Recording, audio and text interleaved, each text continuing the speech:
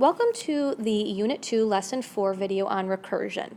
And I'm going to warn you ahead of time, a lot of the things that we are going to see in this particular lesson are going to be a little strange, but the whole idea of recursion is kind of out there. So what we're going to try to do is break it down and make it make sense to us. And by doing that, we are going to use what we call the before, now, next rules. And right now I'm just going to throw some information out at you, do a little bit of review, and then on the next page that's when we're going to tie everything in together. So the now. The now is f of n. Basically how you would see a normal function. Now I'm also going to give you a little bit more. We can also see it written in this way, a sub n. So a with an n.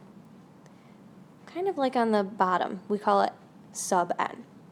Now let's think about something. All right, I'm going to throw a scenario out at you. You're standing in a line and you are the 10th person in line. So the next person in line would actually be the 11th person. So how did you get that? How did you go from 10 to 11? Well, you added 1. So the next is no longer f of n, it's actually f of n plus 1. And same with the a. This is a sub n plus 1. On the flip side, the before, if we're the 10th person and we want the person before us, they're actually the 9th person. And how we get that? You got it, we subtracted. So this is no longer f of n, it's f of n minus 1. And the same thing with the a. This is a sub n minus 1. Ooh, that's a funky one. Let's try to fix that. A sub n minus 1. Okay, so down below here it says something represents the nth term. Well, that's always n. N always represents the nth term. All right, let's go ahead and move on to the next problem. Exercise number 1. Get a little bit of review in. We're not going to use too much of the before, now, next lingo, not really much at all actually, but we need this to help us with the next page. So reviewing the function notation, we need to explain what each means and then complete the table of values below. So A says f of 1 is equal to 17. That means when I input 1, I actually get out 17. So if we look at this table,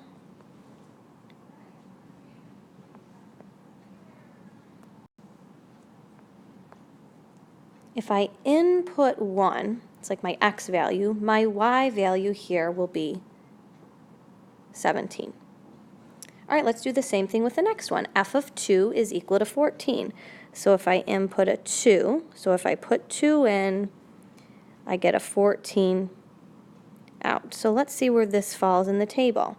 Well, I don't see any 2 ins in this top part up here actually, but I do see a 14 out.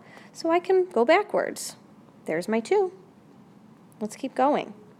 So if I put a 3 in, I get an 11 out.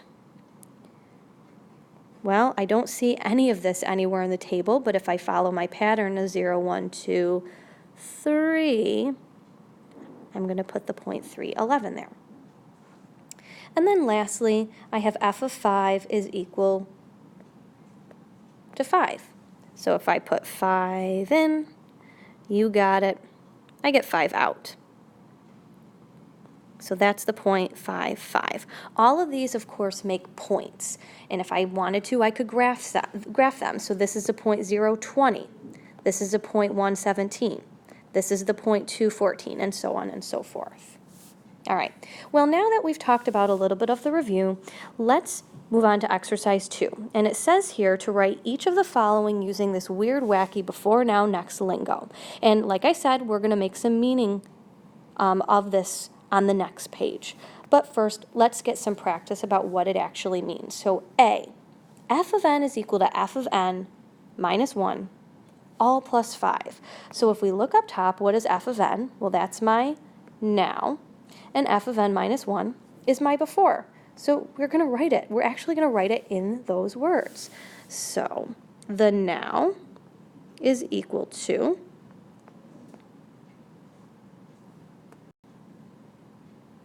the before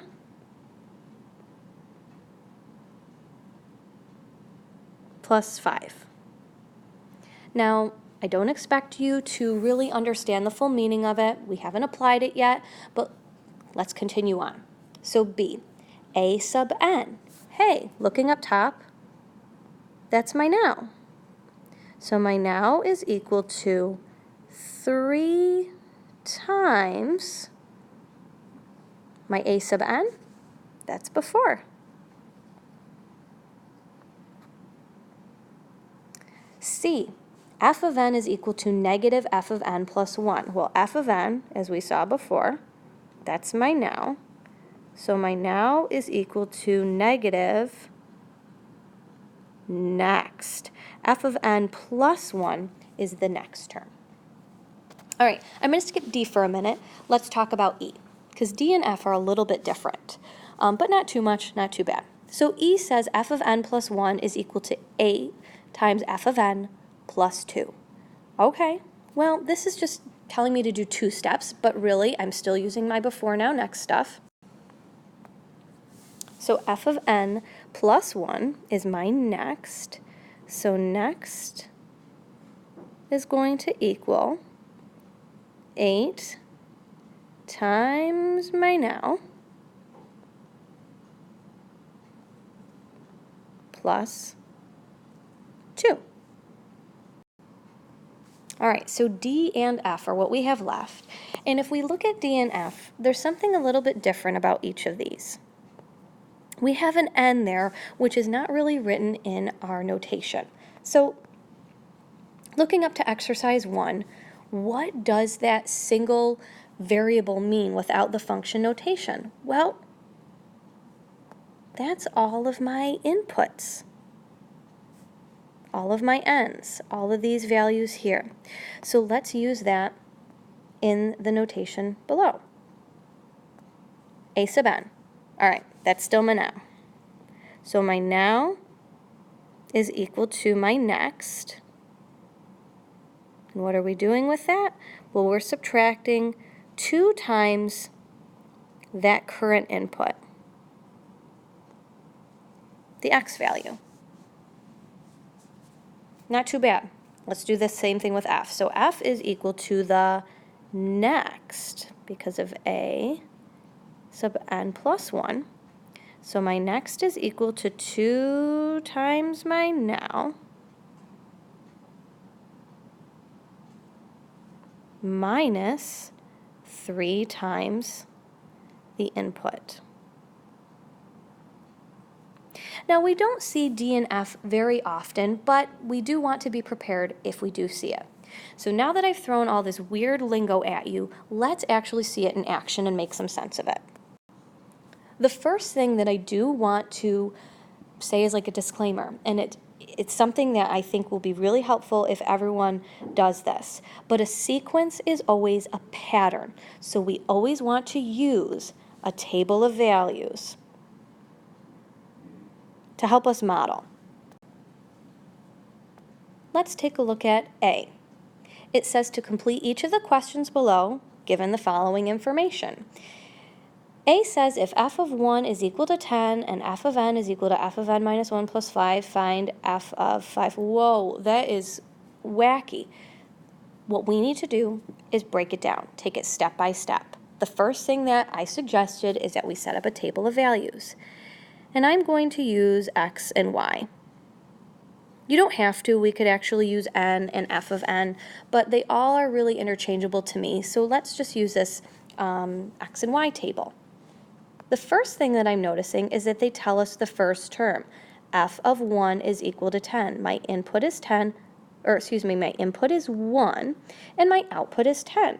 So let's write that. 1, 10. And how far up this table do we have to go? Well, I have to find f of 5. So I guess that means I have to find 2, 3, 4, and 5 to get my final answer. This is where the before, now, next lingo comes into play. I haven't used my function notation yet. What on earth does this mean? Well, let's write it out. F of n is my now. So to get my now, what I'm looking for, I can take the before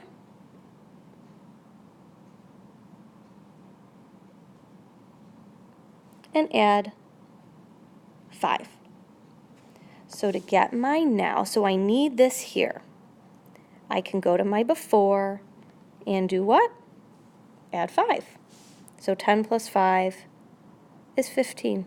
Voila. Let's continue this process. So if I want my now, I look to my before and do what? Add 5 to get 20. Again, I want my now, I look to the before, 20 plus 5 is 25. One more time, I look to my now, which is actually what I need for this problem. This is actually my final answer. In order to get that now, I look to the before, 25, and add 5 to it to get 30. So my final answer, f of 5, is equal to 30. So notice in this problem, all I was doing was adding this 5. Let's take a look at B. B says if f of 0 is equal to 2 and blah blah blah blah blah, holy cannoli, that's a lot of function notation, we need to find f of 3. First, table time. So set up a table. What were we given? Well, f of 0, so my in is 0, my out is 2. I just took this and I wrote it in my table. I need f of 3, so I have to go to 1, I also have to go to 2, and then I'm going to end at 3. This right here is my answer. If I can find that, I'm done.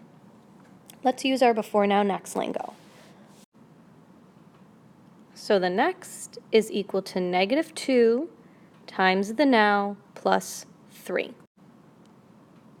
Okay, so here is our rule. Next is equal to negative 2 times the now plus 3. Let's go ahead and follow this rule.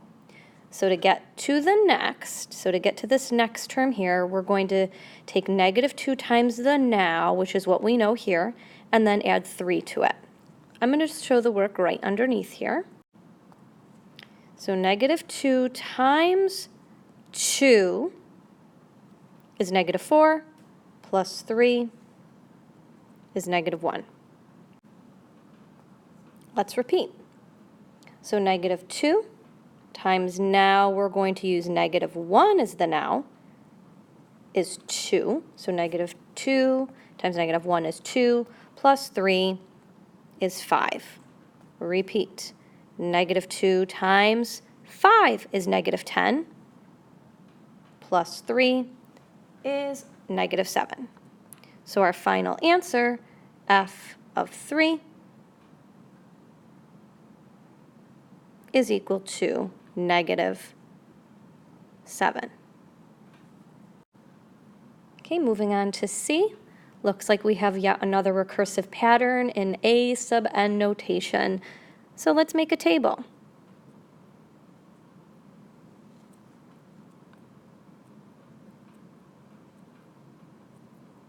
And I'm going to go from 0 all the way up to 4. Well, let's think. Why did I do that? We're looking for A sub 4. So right here will be my answer when I find it, okay, because we're looking for the 4th term. They did tell us that A sub 1 is 3, so it looks like I do not need to use this column in my table. All right, let's find our before, now, next rule. A sub n. Our now is going to equal negative 2 times the before plus 1. And I'd like to just put this as a skeleton template, negative 2, and I'm going to be inserting the before numbers in here, then adding 1. So negative 2 times, well, 3 we're going to have to use. So this is our before to get to the now. This is what I need right here. So negative 2 times 3 is negative 6, plus 1 gives us negative 5. Let's repeat. Negative 2 times, now we're going to use negative 5, is 10, plus 1 is 11, And lastly, negative 2 times 11 is negative 22, plus 1 is negative 21, which was my answer. So A sub 4, or the fourth term of this recursive pattern, is negative 21. All right, now in exercise 4, we need to write a function rule for each of the situations below. And the most important part about this is it says recursive pattern. So we have to write it in before, now, next lingo. A says a weed is initially 3 inches tall. So how do we write an initial value? Well, we use f of 0. And it didn't tell me if I needed to use a sub n or f of n notation. Let's use the f of n notation. So f of 0, the initial value is 3. All right, now we need to find f of n. Okay, we need to find the now. So in order to get the now, we have to do what? Well, what's happening with this weed? It is growing 2 inches every day. So it's growing 2 inches every day. That means we need to add 2 onto something. And since it's recursive, we are going to add 2 on to the before to get the now. So how do we write before? Well, that's not f of n, that's actually f of n minus 1. And there you have it. B, Julie has 50 pieces of candy. Ooh, that looks like that's what she has initially. So how do we write an initial value? This would be f of 0, the initial term, is 50. Okay, what's happening to this candy? Well, she's eating it. So she's losing 4 pieces every hour. Okay, so let's start with f of n.